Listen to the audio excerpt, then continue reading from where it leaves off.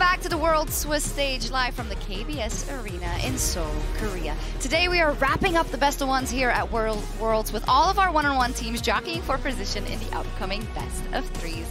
I'm Shox, joined today by FLICKR and Xayah. Oh, I met these guys before. They're super sweet. Supporting, of course, Cloud9 and NRG today. Amazing. Wouldn't let me have it. Yes, of course. And I mean, besides the fans that are sprinkled in that are supporting the LCS and the LEC, there's a lot of FLICKR shirts today. Always are. Yeah, there really are a couple. Yeah, it really doesn't matter. Even in the LCK, like on days where other teams play, you're going to see a couple of T1. You just wear it, probably. Yeah, you know? of course. Every day is a good day to wear a FLICKR shirt. I just appreciate that you wore your Cloud9 blue. Yes, it helped. To separate. It helped on the first day, actually, even though it was against Mad. So let's take a look at what happened yesterday, because in fact we had our tournament favorites in JDG and Gen G locking in their spot in the quarterfinals, and that also means FLICKR that they might meet in the final. And that makes me so happy, because the storylines, if these two teams end up meeting in finals, right? Ruler playing against his old team, Chovy and Kanavi, who used to be on Griffin together, Chovy versus Knight, who really rate each other, and we've never seen them, especially not in a series like that, if they end up meeting in finals. I can't wait, and with how they performed as well, I think they're also the favorites to make it, at least right now. Yeah, absolutely. I mean, both teams looking incredible. I think, you know, for most people coming into the tournament, the top three were those teams, and then LNG, who obviously took one game in the best of three, but still has not been able to take down JDG. But to be fair, no one really takes down JDG these days. That's a good point. It's nothing special. They beat everyone. That's a good point. And speaking of draws and, you know, maybe something you wouldn't like, let's talk about what has been alive in the community the last couple of days. And we need to talk about our head ref, Sungbo Shim, who I want to say he's the villain for some communities. He's and then the he's the hero for the others. He's the GOAT of the Western community. This guy has been giving NA and EU some good draws, I would say. You know, Fnatic got Gam, then we got Gam. We got each other a bunch, which is the draws you're cheering for. I just appreciate his stone cold face as he's drawing double LCK teams going up against one another. Also love the tweet from... That's the guy you want, you know, when there's some chaos going down, he's going to stay calm. I have the utmost faith. If anything goes wrong, he steps in. Not really anymore. Absolutely. Oh, you know. That's actually true. He just radiates calm energy. Yeah. He was, you get makeup for these things, and he walked out of the room the first time the draw happened, and he was like, in 10 minutes, everyone will hate me. So he knew what he was up for. Secondly, someone who's also been loosey-goosey and cheeky is a Scout. Yeah, both in his interviews, on his stories, and his statements overall, and this one was cool. He's been smurfing on and off the Rift. He's been giving really fun interviews. He's been crushing it in-game. A lot of people calling out Scout as potentially, you know, the best player in the world right now as well. He's been kind of creeping up those power rankings. And I love the quote as well. He's so good-looking and so tall. I think he's a perfect man. He's also good at the game. Some people just have it all. Was this a quote about Chronicler, Shox? Yeah, wait, maybe. No, Zil. Just so good looking. I can so see it. tall. I can see it. This is my least favorite thing of the day. Yeah. I hope it's only uphill from here. Yeah, speaking about praising, Hansama is a K-pop idol. He's been going absolutely viral in the Korean community and the Weibo community, so I'm going to say worldwide for his look. Absolutely. It's so funny to me because this is just a teenage rom-com in real life where the girl who's, just no one loves her, and she's this nerdy girl, and she takes off her glasses, gets a haircut, and now she's the hottest girl around. You know, it's like, it's so funny. All he needed was a ponytail and overalls, and it would be the complete look, right? and now look at him dressed in Ralph Lauren. Wasn't enough, unfortunately, to no, I think he took it too far. He, you know, Ezreal has kind of similar haircuts, so he's like, I'm going to play that, but like... He's trying to join Heartsteel. It's getting to his head. Maybe not. Okay, in any case, we've got our very first best of one for the day, which is T1 up versus C9. And we're going to hear from someone who's been, and I think all of these matchups versus C9, it's T1's FLICKR. 두 번째 스위스 스테이지 치르고 나서 일단 저희가 충분히 이길 수 있었던 경기였는데 패배를 했다는 게 굉장히 아쉽긴 했지만 그래도 또 이제 배운 점이 있다고 생각하고 저희가 그룹 스테이지이기 때문에 아직은 충분히 발전할 일이 많다고 생각합니다. 1승 1패로 다음 매치를 하게 됐는데 1승 1패 구간에서는 저는 반드시 이겨야 좀 진출 확률이 많이 높아진다고 생각하기 때문에 굉장히 중요한 경기라고 생각하고 임할 것 같습니다. come up, I should say, as now Keria is here. He's got a combo going as the rest of Gen G is trying to come out and punish this, but it's actually T1 who are now in a 3v2 situation. Peanut has to flash away. Even Guma's joining the fight, and T1 are going to start this one off with a bang. They get first blood for FLICKR. 스위스 스테이지 방식이 굉장히 매 경기가 중요한 경기다 보니까 저희 팀 선수들이 좀 긴장하는 경우도 있어서 경기력이 잘 안 나오는 경우도 있는데 그래도 그만큼 적응하고 나면 앞으로 있을 스테이지에서 도움이 될 거라고 생각합니다. 제가 지금까지 보여드린 경기력은 아직 좋진 않았지만 앞으로는 더 강해질 거라고 말해주고 싶습니다. 이번 스위스 스테이지 통해서 팬분들께 저희의 강한 모습 보여드릴 수 있게 열심히 노력하겠습니다. FLICKR saying the Swiss stage, it can be tricky. We have to be focused today. One thing I noticed, we mentioned it already, the praise for FLICKR and the love for FLICKR like transcends all regions and kind of all biases overall. And he is such a pivotal point of this T1 lineup. We saw it when he wasn't there for a while, how much we missed him. Yeah, T1 was already struggling a little bit, but it still felt like they were able to beat a lot of the weaker teams. The moment that FLICKR left, it was really, really rough. The only one that moderately looked like himself was Zeus, and everyone else on the team really wasn't able to keep up. Just don't know what you have till it's gone. Exactly. Gotta appreciate FLICKR. Yeah. I think they do, especially now. Even more. Exactly. When we look at this matchup versus Cloud9, you know I'm going to pull it up. I'm sorry, Azael, but the record of C9 versus T1 is nothing to write home about, unfortunately. But today can be the day. It has to be the day. Yeah, so they haven't beaten them ever historically. It is 0-6 now, the total record between C9 and T1. It's okay, is it? But, you know, they may have never won, and there hasn't been any upsets at the event. But I think it means we're building towards something. Because there is always upsets in the group stage. We haven't had a single upset in group stage so far. Why not me, C9? Exactly. Within the regional matchups, the higher seed is always winning. With the inter-regional matchups, the favored region is always winning, it feels like. And, you know, Cloud9 did look good against LNG, so there is some cope there for sure. T1 obviously are coming in heavy favorites, but I do think, you know, if C9 were to be able to pull this off, that would be a massive, massive win, one of the big ones for their history. Let's talk about that match versus LNG. You say they had a huge chance there, C9. So what did you see that you were happy of that you want to see replicated today? I mean, I think both against their win against MAD and against LNG, their early and mid game, they were really calm, they were coordinated, they came into it with a very clear plan. I think the only time we've really seen them fall short, and it was the same thing for TL versus T1, was in the later stage in the 5v5s. That's where the Eastern teams really seem to have that leg up, and I think that's where we're going to have to see Cloud9 really step it up, because I do believe that they could, if they're having a really good game, compete in the early and mid game. I just have questions about late. Yeah, and obviously I'm always going to favor T1. I think that even though the game against TL was rough, against Gen G you can't really hold it against them. But what we see here from C9 I think is going to be pivotal today. The main thing that I think T1 has been struggling with is they're still playing in many ways like they are the T1 of Spring, where they can just take everything, push in every lane and always get away with it. But if they give C9 a lead in the early game, if they, or C9 rather, finds a way to punish those early overextensions, I think that's the one angle they have, because you go in on even footing and team fight against T1, I don't think you're ever winning. Yeah, absolutely. And if you can get ahead, you know, one of the things that a lot of teams were doing against T1, and in the past it had been this meme, you know, you were talking about Chronicler, where FLICKR in a side lane, if you kill him in a side lane, T1's getting something else elsewhere. But more recently, it has felt like they haven't really been getting something else. We saw that TL tried to attack them in the side lanes, try to take advantage of that. So if you can open up the map, maybe find FLICKR in those side lanes, try to make something happen there, maybe avoid that full-on 5v5 and try to really look for picks. Because I do think Blaber has been playing really well in both the games, and if he can be a big presence for Cloud9, maybe they can win out in some of these skirmishes. And it's also the worst performing member on the roster, even though I think he gets way more flag than he deserves, is Oner, right? Individually, Zeus still really strong, but Oner has been struggling, and I think for Blaber, today's day showed that you can't only play scaling picks like the City, but you can actually make use of the fact that Oner early on doesn't seem to be putting in the performances that he was last year. Yeah, and step up to make that difference. The same thing might be true for the bot lane, because it's Berserker versus his former organization T1 and Gumayusi in our featured matchup presented by Mercedes-Benz. In today's featured matchup presented by Mercedes-Benz, we have Berserker facing off against the organization where he started his career back in 2020 on T1 Challengers. He was ultimately looked over for the bot lane position on the main team by none other than the man he plays against today, Gumayusi.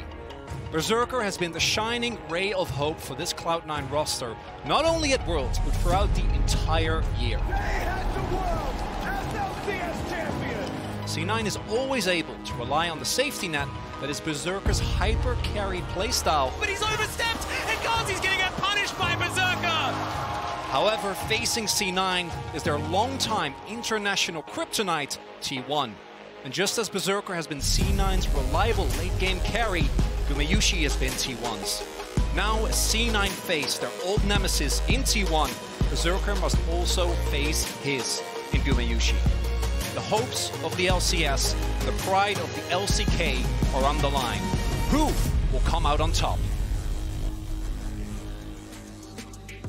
I think the interesting thing about this is that, well, everything you said is true, and he is that kind of shining light for Berserker in the LCS. Again, we talked about in 5v5, they haven't really been able to get it done against these top Eastern teams, and Berserker and Zven are not known to dominate lanes, so I think they're going to have to find those early skirmishes. They're going to have to try to get him involved if they want him to be a big factor in this game, because he can't just sit back and scale and expect to out 5v5 T1 later. I mean, versus Matt is a good example, you know. Zven was roaming a lot, he was impacting, and there was impact in the lane. That could be good. We heard it there. You said it because it was your voiceover. It was beautifully done, by the way. Wow, incredible. T1, wonderful. What can he do? What can't he do? T1 is the kryptonite of Cloud9, so who's Lex Luthor in this scenario, do you think? What's the hardest thing what's the hardest thing for C9 to deal with? Oh, it's got to be either the team fighting once you get to mid to late game. I think that's also been a recurring theme throughout the entirety of this tournament. Once you get the team fights, it feels like even the best Western teams can't quite match the East, and I think that applies here as well. And secondly, I think Xayah is still a really tough nut to crack. And the draft is going to give me a really good idea, I think, going into this match, because we did see that Guma and Keria played, especially in the first match, really for prio. Yeah. Would expect to see that here today to try and shut Berserker down. I'm just so interested, you know, you talked about the draft, you know, if we're thinking that C9 have to get aggressive early, that hasn't really been Blaber's playstyle for a while. You know, if you think back to like 2018 Blaber, he was known as this coin flippy guy. He's going to go aggressive. He's going to fight you. Now he's all about efficiency, and we saw that in his picks in the first two games as well. He went Talia, then Sejuani. He's going to try to power farm. He's going to try to get levels, and he's going to try to make sure when he's going for a gank, it's a really good angle, and it's a time that it's going to make it happen. Some people were critical of the fact that they were spending so much time top trying to help out Fudge against LNG, because a lot of people, especially in the community, feel like you need to be going to Berserker if he's your best player. But if you're too obvious with where you're going to go and you only play one style, then these teams are going to shut you down every time. Now, Mao, you've also said that there are some bad habits from the side of T1. So even though maybe the straight 5v5 is a problem for C9, perhaps in the setup they can win? Yeah, it's the thing with T1 is that if they play the way we saw them play in the LCK playoffs, I definitely think they have a shot.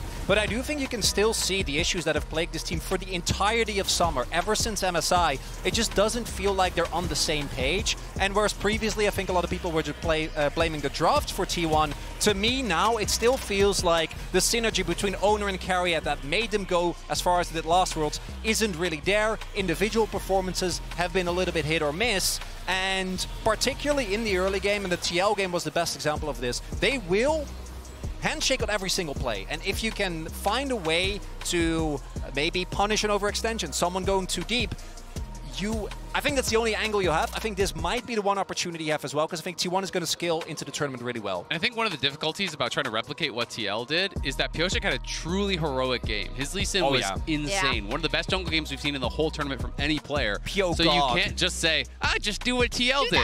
Just do that, bro. It's easier said than done. Yeah, solo kill FLICKR. Are you saying Blaber can't replicate that? I think he can, but to expect it, you know, on a dime, no player, I think, can give you that game every time. It's like a 1% game, almost. Even for Pioshik. Yeah. Like, let's not pretend that Pioshik is this paragon of consistency. Actually, it's like a 0.20 or something. Oh, yeah. Like, it's, I love the guy, but I think, though, to that point, that is what it's going to come down to for us C9 to get put in a favorable position to move to T1, and a favorable position.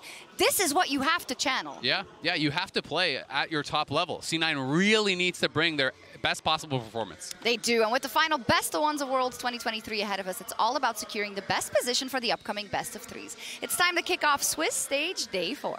Let's go! 일단 이번 스위스 스테이지가 어떤 경기든 굉장히 의미 있고 굉장히 중요한 경기이기 때문에 매 경기마다 이제 좀 저희가 더 배울 점이 있는 것 같아서 저는 좋다고 생각합니다. It is Worlds. The intensity it's just different, but we're trying to adjust to that. 저는 오늘 스스로가 확실히 안 것 같아요. 좀 너무 안일하게 생각한 부분이 있었고 이제 곧 한 팀과 정해져서 이제 1승 1패 팀들끼리 맞붙게 될 텐데 I've learned throughout the years, you play against the biggest names and you realize that they are actually humans. They can also make mistakes. It doesn't really matter the name. If anyone doubts me, that gives me a lot of extra motivation. Keep doubting, because honestly, it's good fuel for me. Fnatic were looking closer to bringing this back. They are separated. If any team loses their confidence after losing 1 or 2 matches, they're never going to be good, and they are just not going to be a contender. Strongest players, they just want to be the best and nothing else matters. BLG smell a moment of weakness, go all in, and that might net them the dragon. 我其实不会考虑我们会打谁吧，我也不会考虑我队友是谁，我也不会考虑我们是1干1或者0干2或者什么，只需要想着我们到底要怎么样打好前场比赛，我们还有哪些地方不足需要改进，就尽力打好每场比赛就行了嘛。 저희는 LCK에서도 어느 팀을 만나도 이기기도 했고 이길 수 있는 팀이었기 때문에 다른 팀들이 저희 팀을 상대하면 방심하지 않았으면 좋겠습니다. 이번 패배를 통해서 많은 걸 얻었다고 생각하고요. 제 사전에 포기란 단어는 없습니다. Obviously, we played not perfect. We might be down, but we are not out. It's T1 that just roll over the top of 뭐 팬분들의 기대가 저에게 있어서는 굉장한 동기부여가 되고 그리고 스스로 결과를 이기고 지고를 제가 결정할 수는 없겠지만 저는 제 최선을 다하는 것에 굉장한 자부심을 느끼고 열심히 하고 있습니다.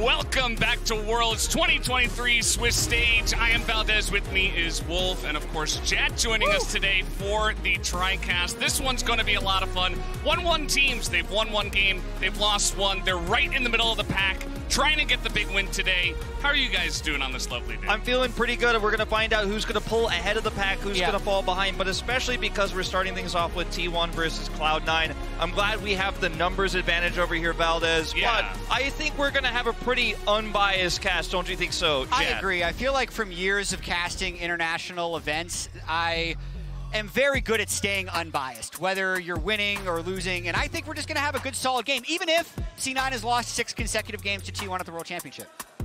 It has been SK Telecom and T1's game when these teams have met in the past, and both of these teams find themselves at a 1-1 here. T1 facing old rivals in Gen G in that loss, and Cloud9 falling to LNG, one of the toughest contenders in this tournament. Most people would favor T1 going into this matchup, but we saw T1 showcase some weaknesses in that opening game against Team Liquid. Rocky early game, Faker getting caught in sides. It was some mistakes from Team Liquid and also just better team fighting from T1 at the end of the day that helped them cross the finish line. Yeah, and I feel like both of these teams, as you mentioned, their stats do look very similar. Shocker, they are both 1-1. But even the paths of their games have been a little bit similar. The fact that T1 had a pretty substantial gold lead against Gen G before getting caught a few times and losing some crucial team fights down the stretch, that was similar to C9's game as well when they lost. So they were able to actually kill Scout, almost took LNG down, but then lost late game team fights. So as we're in the draft, the big question for me was, what is C9 going to do on red side? We were thinking Caitlyn, Kalista, and Orianna bans, but we're going to see what happens. Yeah, this is a big moment. You come into a game, it's a best of 1. You got to have the best draft possible prepared in this very contentious matchup. There's the Renata. We've been talking a little bit about how that has been climbing in priority, and they're just going to take it away from Keria altogether. Yeah, so this generally means Kalista or Orianna are going to be going through, which is not something that C9 has let through, and Orianna is something that FLICKR has played both games. Yeah, this is a really big question, right? If you feel like you can conquer FLICKR's Orianna, Chovy could do it. They'll ban the Azir. This is a pick that FLICKR has often been reliant on. We'll see if T1 will actually take the Kalista first here and break tradition from what we've seen from them so far, or if it is going to be the Orianna. They'll actually go to Guma Xayah. Now, this pick has such an insane win rate at this tournament, and it has been the best teams that are prioritizing it the highest, and it's one of Guma's best as well. Yeah, Xayah itself is 11-2 at the World Championship. It's the most wins that any champion has won in the main stage thus far. And it was also Guma's most played in summer. Yeah, I mean, I was just going to touch on that. Guma is so strong on this pick. I'm glad that at least they take the Rakan away, because we saw a little bit of Xayah Rakan getting through yesterday. Weren't too happy about that on our side, but C9 is going to take that one away. They also take away FLICKR's Orianna, which is the only thing he has played so far. But I do have to say that first pick, Xayah, still very valuable here for the side of T1. Now, FLICKR has gone back to Nico a lot in these types of scenarios where his priority pick is gone, the Azir is taken away. And I think he might actually save counter pick for the later part of this, but it will be the Rumble they pick up here for Zeus first. So already two top-tier picks going over the side of T1. We'll see if they want to grab an Alistar here as well. Doesn't show a whole lot. It's a top-tier support pick, one that Keria is very good at.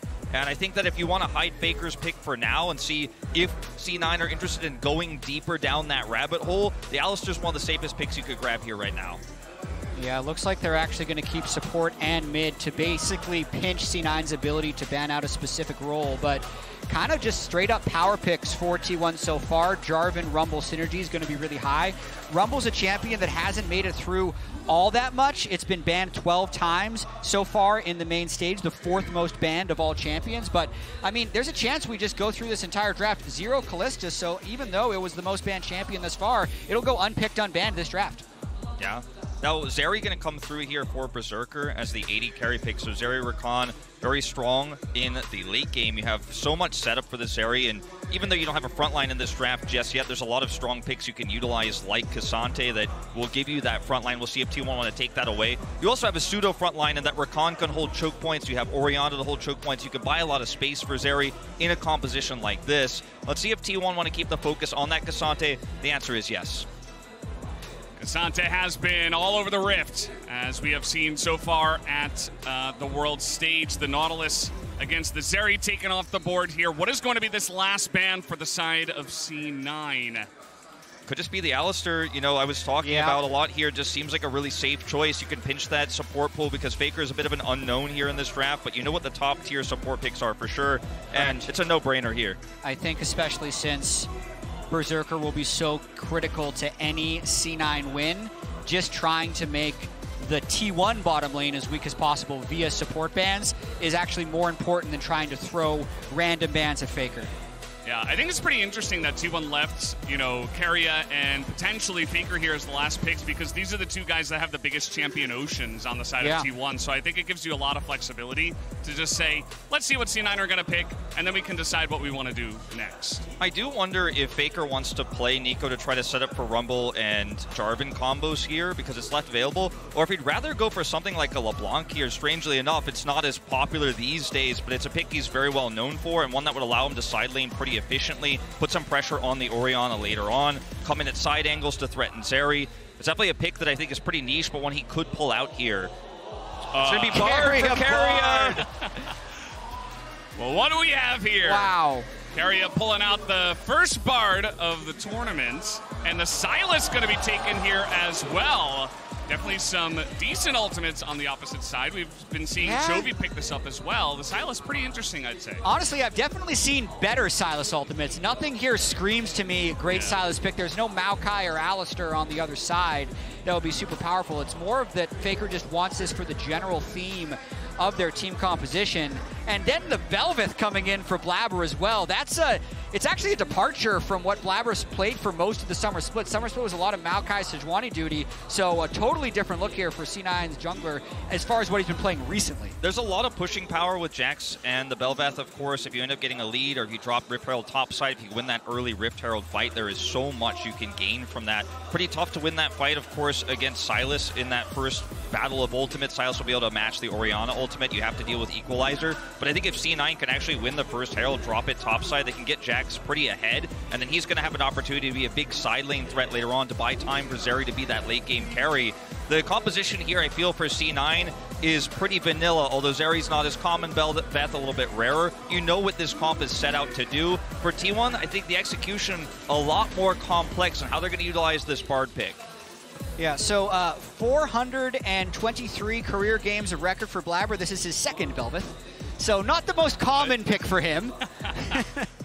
I'd be curious about the Bard numbers as well, because I know that Keria has played it before, and it can work in terms of setting up some of the wombo combo that they do have. But yeah, the Bel'Veth coming in, I think it definitely does have power. It can be a little bit feast or famine, but we have seen it feast a bit here at Worlds when we have seen it. So I think that C9 trying to bring in some pocket picks, trying to bring in some interesting stuff to potentially take down T1. Got an answer for you on the Bard. 7-1. So that's 7 more wins than Blaber has on Bel'Veth. And it's of almost 550 games for Keria's career. That's quite a lot of games, and guys are ready to jump into the first game of the day. I think that tells you who the crowd is siding with for this one. Huh, shocker. I didn't hear a C9 cheer. Weird. Strangely enough. Where are we? Well, hey, they've got Korean players on the roster, all right? True. Sometimes when you have T1 versus Gen.G or T1 versus KT, you feel like only T1 was there. This is by far the most popular team in Korea. They drown out a lot of fan chants. And we do have this early aggression here by T1 at level 1. Ultimately won't end up being too impactful in a ward drop tier either. Yeah, Sylas Bard, very strong, level 1, so maybe just want to see if they can catch someone out a little bit off guard, but just going to be returning to the lanes, and we'll just have to wait and see what does happen. In this bottom lane matchup especially, I think, we were talking about how Berserker, very key, very big carry aspect of the C9 roster, whereas Gumayusi getting a big comfort pick with the first pick, Xayah. Definitely going to have my eyes on that bottom lane.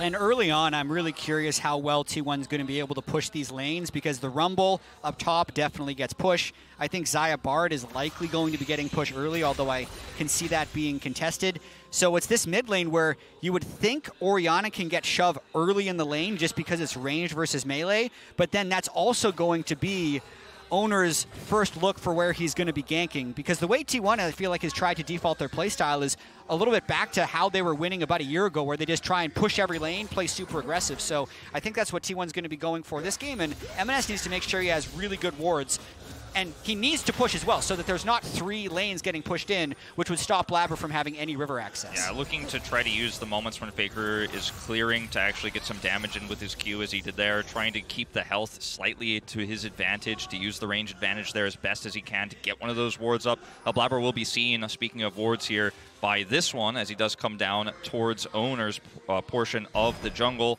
And this early game here, obviously, for Rumble and Jax can go either way. The Rumble has a lot of advantages there. Zeus did take Comet and the Ignite, so he is going to have some ability to put some real pressure on in these first few levels. Yeah, and very early on, I actually think this is advantage T1, because what Blaber did there, as Fudge is trying to sneak in behind the turret of Zeus, that's not normally how Rumble lanes go, unless I haven't been studying top lane most recently. We have seen a few times that Jax will try to go at level 3, level 4, like right on the cusp of that, and actually proxy that wave so they can avoid the harassment, but he kind of failed it there and will take a bit of damage. Meanwhile... Uh-oh, they just line up for it. That's a lot of poke damage. Got to be careful about that. We've been seeing a lot of summoners burned early in the bottom lane of this world so far. Yeah, so I think good start by Fudge in the top lane. He'll be able to get a recall off there. The problem for Blaber is he's not going to get access to this bottom Scuttle Crab most likely, because the Xayah Bard is already there early. It will depend, though. EMENES' condition is very good, so there could be, I mean, Blaber being able to get this because of EMENES' condition is very strong. This is going to be huge here. We'll be able to pick this one up. You see the push in mid also going to be able to help, as EMENES could come down and assist. Keria looking for the journey. Nice juke. Yeah, not going to hit that one. Berserker just keeping his cool. Very important to do that, especially with both the supports on the roam. Got to be careful. Yeah, and that magical journey is going to be very useful for setting up flanks for the Sylas later on, setting up flanks for Jarvan later on. It does work very well with this composition. The ultimate as well can really put a damper on Jax trying to flank, depending on how Keria wants to utilize it. As you mentioned, Fudge will be able to come back to lane with that proxy without burning his teleport. Feels very nice to do. Yeah, and I think EMENES, whether or not he's able to hold on to his flash, is going to be so critical this entire game. Nice steal there by Oner, recovering from the earlier crab. But basically, you can see Fudge, Blaber, Zven, Berserker, they have all ways to escape a Jarvan or Bard ultimate. EMENES really doesn't. So if he ever is without flash, they're going to very easily be able to kill him. Oner beginning to bully a bit here in the enemy jungle. He's just going straight at Blaber. He's got the push in the top side. Blaber is not going to hit that one. He's taking damage from the little Krugs here, and he nearly loses his life, but he is going to flash out of this one, as now here comes Keria, flash forward, extremely aggressive, and once again Berserker just going to kind of laugh at him. And they're just putting pressure on in top side and bottom side here in the 2v2 once again. Keria using the journey to put that pressure on, does commit the flash this time around, doesn't find a ton of success, but they are really just trying to tax C9 everywhere. Knowing Blaber was topside, knowing he was pushed out there, he's forced to flash, and Fudge, now level 6 is up. Oh, he's taken way too much damage from that equalizer already. He's going to go straight into the death chamber. First blood given over to Oner in the top lane. I mean, that was just perfectly done. That play was about 45 seconds in the making as well. Jarvan invading Blaber's jungle, pushing him down. Also, Zeus maximizing his experience to hit 6 at the right time. Very, very hard for C9 to counter that. Big play for T1. Yeah, he's going to be able to pick up his Sork shoes as well off of this play, and yeah, he doesn't have teleport, but the wave is fine. He's going to be able to get back to lane without really any cost here. Fudge at least was able to, you know, proxy that wave and return to lane on that first back without using his, so he can get back to lane right away, but that's a massive amount of gold going into a Rumble's pocket early on. Yeah, it's a pretty good start for T1. Yeah, feels pretty good for them. I'm sorry, Jet. So far. It's not great. We'll see how this game develops. You know, T1 did struggle a bit against TL early, but he's got the shockwave and he's looking to get the flash, and that he will. EMENES just going to get out of dodge. That's all FLICKR needed to do. He didn't have to burn any summoner spells in order to get the flash of EMENES, so now when Jarvan hits level 6, he can just move in and ult EMENES if EMENES ever moves past the halfway point. So not only do they get the top kill, they get the mid summoner spell flash that they needed, which lets them move to this Drake pretty uncontested. Well, I was going to say, when you use that at that timing to grab flash, then, you know, this is before 6, but Oner can use his flag and drag to threaten that with FLICKR stealing the shockwave, and now you've grabbed dragon control. And I mean, this is just T1's map to rule right now. All right, Berserker trying to take an aggressive trade here. He's level 5 against Guma's level 5. Does have some help from Blaber, who was shadowing them down on the bottom side of the map, but not going to amount to too much. Skuma just walks away from this one as double control ward. It's going to be some free gold over to C9, I suppose. Take their time killing those.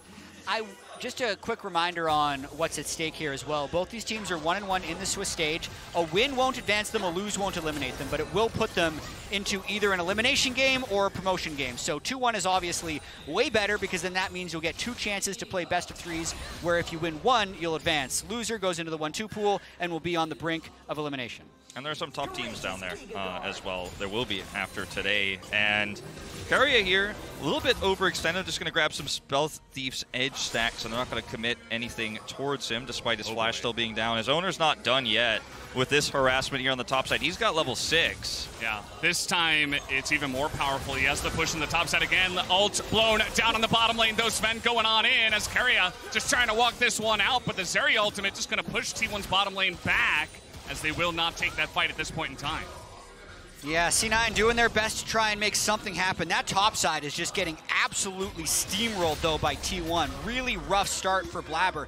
You really would love to be able to get that first Rift Herald as the Bel'Veth, but he is just behind in experience since that early invade by Oner, since the Rumble has been able to push top, and is really struggling to get the farm you need to take over the game as Bel'Veth. The no magic mantle that Fudge has right now isn't going to be doing too much at this stage, obviously with the Sork shoes already online, and You know, if you lose this Herald as C9, you're not going to be able to get Jax accelerated for the mid game. It's just not going to happen. Bel'Veth, as we were talking about in the draft, would love to have that power, get Jax some additional plates, but as it is right now, he just doesn't have any agency here on the top lane. Now, they did stop the Herald take here. They are grouping for this. This is going to be really interesting because Zven left a while ago, leaving Berserker down bot lane for a long time. It's allowed Keria to push the wave, recall, and now be on the way to Rift Herald, which wouldn't give C9 time to kill it. 2v2 at the top side. The Equalizer getting some big value, and now Oner is going to join up with this one as they do want to extend this play, but not sure if they want to overextend as Zven has come on in. The Flag and Drag goes in out to the Rakan as Oner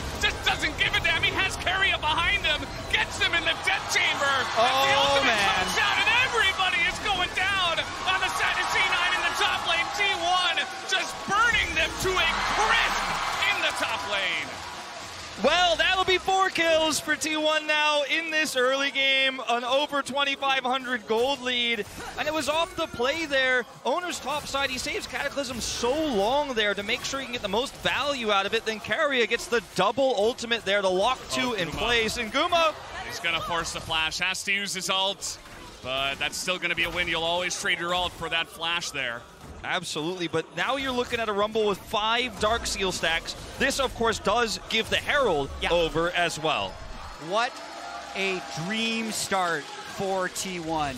Playing around Zeus's Rumble. For all the games that FLICKR missed in the summer split, even though they didn't win that many, when they did, it was often off the back of Zeus, and he's been so dominant in that top lane. Right here, even though the ultimate was used early, it gets them low enough that gives, and I feel like C9 had a little bit of confidence here. I don't exactly know why.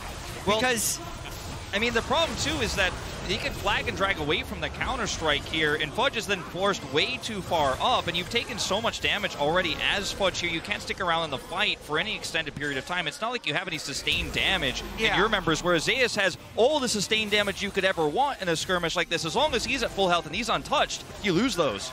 Oh boy, here we go again. I feel like Keria is just kind of playing with his food at this point. Berserker has dealt with this many a time, but now he doesn't have flash, so we've got to be careful about that. But yeah, Keria gets up to the top side. I think they thought it was a 3v2 for a while, and maybe they could just isolate Oner, but it was just not meant to be. Yeah. And now T1 have really turned the scales in their favor. Over 3,000 gold in the lead already. Yeah, I kind of feel like C9 was stuck between a couple of bad choices.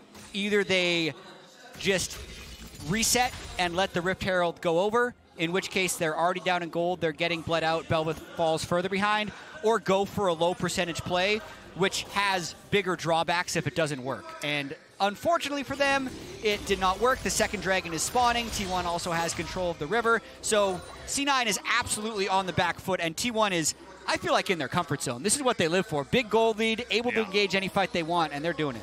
Absolutely. Well, of course, this is still the feature matchup presented by Mercedes-Benz, Gumayusi versus Berserker. And there has been a lot of action in the bottom lane. We'll have to wait and see how those 280 carries do scale up and who is going to get the better of this game by the end of it. As the top lane talked a lot about it.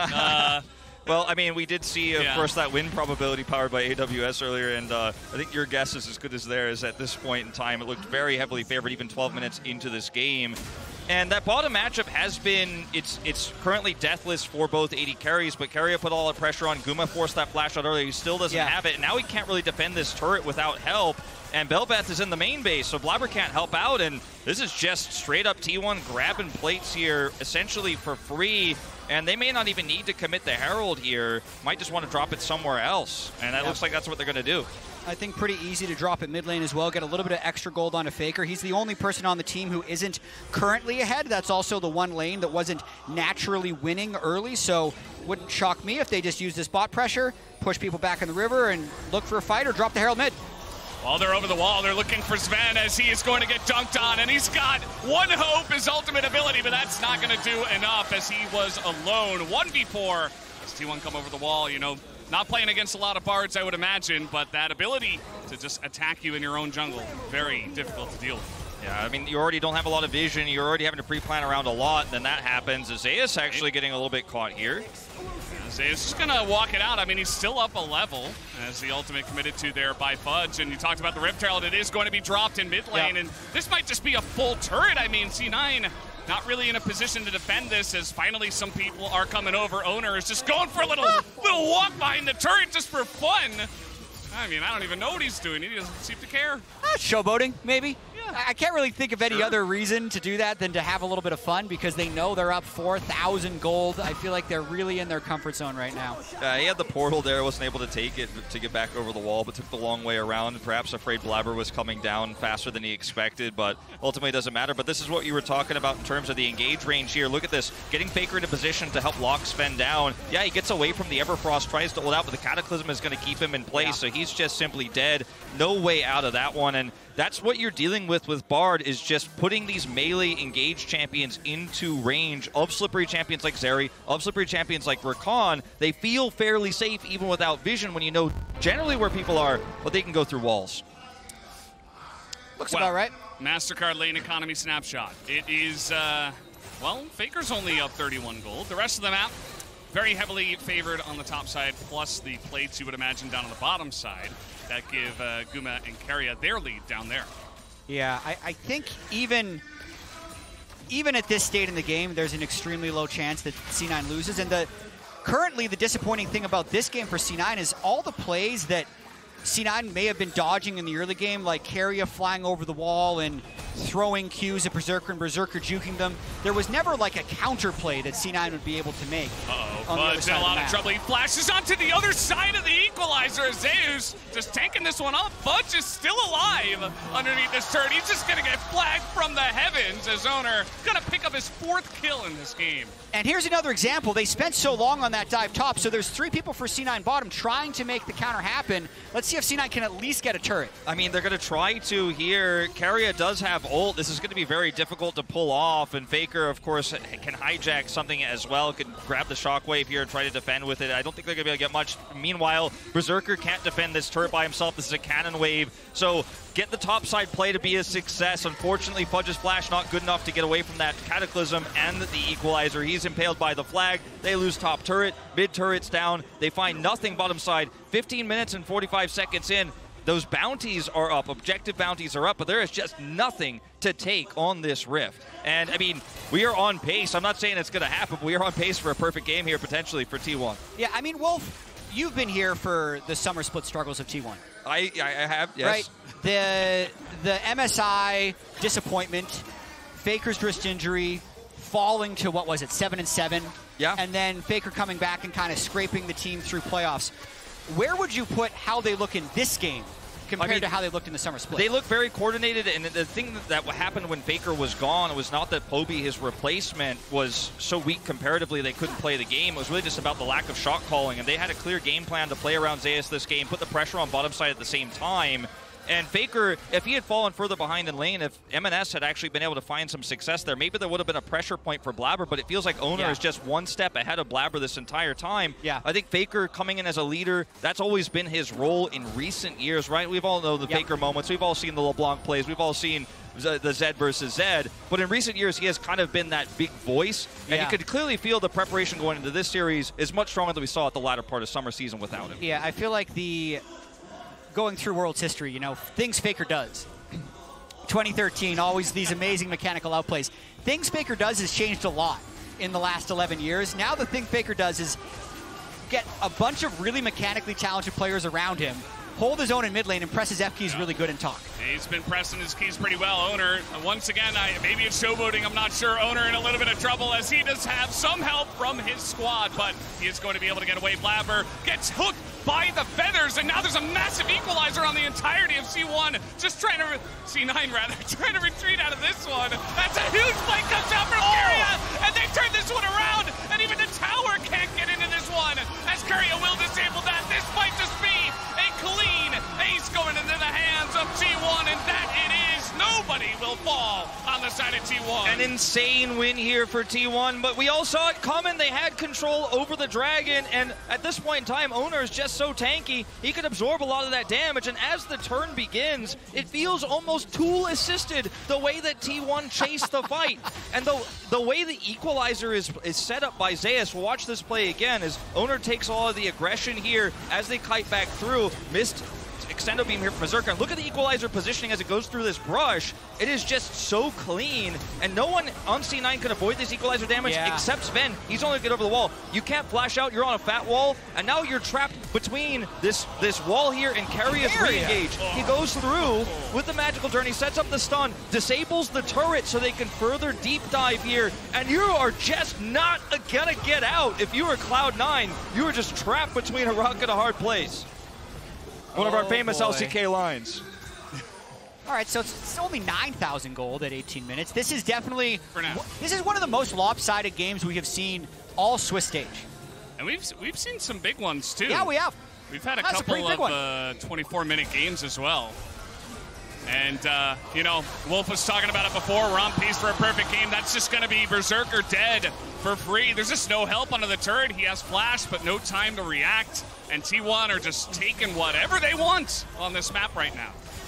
Yeah, certainly looking very much like this game is not going much longer. I mean, we're talking about it's Chemtech Soul. That's one thing you put in the positives column. It's not like they're getting Hextech Soul on this next Dragon here, but the map is completely open. This Herald is going to take out the inner. Will likely get a charge here on that inhibitor turret if they want to commit to it. They don't even have to. And T1 have control over every zone on the map. Look at the wards they have to the top side of the jungle as well towards a Baron that will be spawning in 10 seconds. You've got to clear all of that as C9 before you can even think about the contest. It's quite clinical what T1 has been able to do this game. Good timing on the first 3 Drakes. Really good timing on this last reset as well so that they can move towards Baron on spawn. That's a T1 classic. I mean, they do flip a lot of Barons. They actually move towards Baron on spawn even if they're not up 11,000 gold. It's true, but this time they are, and FLICKR, I mean, he's drawn 3, 4, 5 people just down to the bottom side of the map, and yes, they will get this objective bounty. Not a perfect game, chat. Not a perfect game, but it's a perfect Baron. Nobody is going to contest them on that one. As we saw the win probability once again powered by AWS, it looked like 100% actually this time. There wasn't even like a little blip. Yeah, that's about right. This would be a higher win probability than G2's comeback on day 2 when they were at a 99.4% chance of losing. Yeah, I think we might be adding 50 gold for the Nexus on this Red Bull Baron power play if they wanted to push it further. But just to be safe, they will of course sync up the waves. They're going to put FLICKR in the bottom lane here. And Blaber. Hey, he got the blue buff. Yeah. You know what? At what cost? That's pretty good. He got the buff. Oh, no, he's in a lot of trouble. Yeah, he's being chased down here by Oner. I think that Keria is just going to let him do the 1v1 thing, and there he goes, dunked into the ground. I say this a lot, but it's hard to criticize teams that are in positions like this, 13,000 gold behind. I mean, you could say there's no way he has any right to that blue buff, but if you just sit in your base, what are you doing at this point? I mean, T1 have won this game, and everything that happens from now on, and frankly, everything that happened from 5 minutes ago on is really hard to criticize for C9. There really is no correct play. Now FLICKR is just doing a dance in the enemy base at this point in time, picks up the quickness and just kind of shoves it in their face as T1. You know, they're on pace to try to break one of the fastest games that we have had here in the Swiss stage. The turrets of the Nexus are already going down. C9, they're going to have to make one last stand, and they get the knock up here on a Zeus who loses a total of 0 health at this point in time as the Bard ultimate comes out as well. And Keria is having a lot of fun at this point. Fudge is in that backline, but he's just going to be ripped to shreds by the feathers once again. As T1 will play with their food, they will get what they deserve after this victory. As down will go the Nexus. T1 will move on to 2-1 in the Swiss stage. Really dominant showing by T1. This is the team that T1 fans wanted to have show up at the World Championship. It moves them to 2-1. Unfortunately, both those wins were against North American seeds, but that's what happens at the World Championship. You have to be able to beat LCK and LPL teams if you want to be moving on. So C9 gonna have to just take that one on the chin and come back stronger next time. Yeah, I think the difference in Oner's play in this game and some of the other games we've seen in Worlds, you could definitely feel it. I think Oner's been one of the most heavily criticized T1 players in Worlds thus far, despite, you know, only being 1-1, and yet he showed up in a big way, played through Xayah's topside there, prevented any sort of Bel'Veth lead, no early Rift Herald there, and it wasn't necessarily a draft problem here, but they tried to pinch FLICKR a little bit in this one. He got the Sylas in the end. Game wasn't about FLICKR this time at all. It was all about the top side. Top side, bot side as well. They were able to generate so many plays with the Xayah Bard. I mean, I think all the way back to the draft phase, C9, it was an interesting draft because 4 of the 6 most banned champions from main stage made it through the ban phase, so there were definitely a lot of switch-ups, but T1 is not going to be unhappy about anything that happened this game, I don't think. Yeah, I don't think so. A 21.5-minute win for the side of T1. But now, guys, let's see what the guys on the analyst desk have to say. Let's throw it over to Shanks and Chronicler and Azale. Thank you very much. I feel like I have 2 very contrasting feelings next to me after that game for the side of C9. Very disappointing for the side of T1. Just about the best game you can get. Yeah, I during the break, or during the game, actually, I inquired Hooney in the LCK, is the guy that decides if the rumble is okay or not. And I had to do the rumble check. It was 2 thumbs up. But also, the Jax. Yeah, I mean, you guys know what my reaction to the Jax was backstage. As soon as C9 picked Jax, I was like, well, we lost. And if they lock in the Jax, I almost didn't want to watch the game. To me, it was such a disappointing pick. You give me grief for Mad, and that what you say before the game starts? It was such a disappointing pick because I just think even in an A, even if it wasn't against Zeus, I think it's so unplayable in that matchup that you're almost guaranteed giving up full topside control. If your jungler ever falls behind and can't cover you on one dive, then you instantly just lose the game because you can't get pushed ever. You're going to get harassed. You're going to get poked out. And T1 is a team that's going to kill you with a strategy like that. So I was really shocked that C9 went for it. Are you disappointed that this is something, you know, we had the Poppy situation also earlier, right? Because I feel like when you go up as an underdog in a matchup like this, the one thing you can't do is leave such a big hole at one part of the map to start with, right? Yeah, it's tough, right? I think, you know, if I'm trying to put myself in the shoes of Cloud9, they were probably saying, all right, Blaber's going to get ahead of the Jarvan on the Bel'Veth. He's going to be able to cover dives, and then Jax is going to outscale, and we're going to win through side lanes, right? I think that's probably the thought process, but there's so many things that have to go right for that to ever become a reality. So to me, it was a really disappointing pick because I do think, you know, Cloud9 showed us against LNG that they can get through the early game. Mid and bot held up just fine. Fudge in the 1v1 even honestly was doing fine. It's just that T1 will crush you on these mistakes. It's also, and I really want to reiterate this, this is not even remotely on Fudge's individual play. Like, he had 3 levels, which he used, right, went in early, aggressively early. But as Azil was saying, like, I think that Bel'Veth, as strong as she is, into J4, I think it's favored, but it's not. Jarvan still has a lot of early agency, and the moment that you start losing that matchup, you have 0 things that you can do. Like, I agree with you, like, from that point on, and T1 in particular, you know they're going to try, right? You need to have the tools to absorb that initial all-in, because if you don't, like, they're going to get an early lead, and T1 with an early lead is not fun to play against. And the Oppo player of the game for this one is Oner, and I think in the context of kind of the season that Oner has had, Maurits, this is good for him, a confidence game. It's really, really important to get these type of games. And the reason why, well, it's between Oner or Zeus, right? Yes. I think that for Oner specifically, he was the crux, because Zeus is always going to win this 1v1, but if Oner loses the jungle matchup, then that means that they can't really get the full power out of this Ignite Rumble. Exactly, they can't look for these dives. Something that we missed, you know, the first time when I was watching this, and in the replay, it actually cut to it too late, but the vision plant had tagged Blaber, so it wasn't fully blind. I believe he had a good idea of where he was going to be, so he hits him with the flag and drag, because if Oner flag and drags over and doesn't actually hit the Bel'Veth, he loses that duel 10 times out of 10.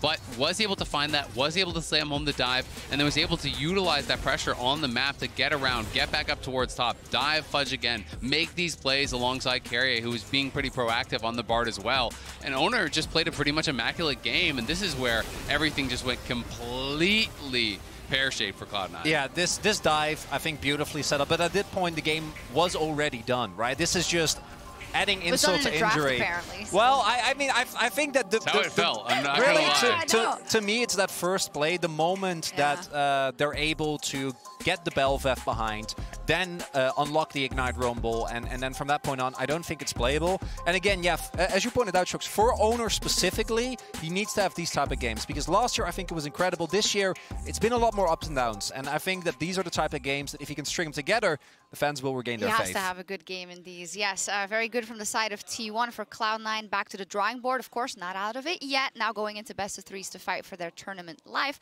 But next up, we have NRG versus Mad. So it's going to get spicy.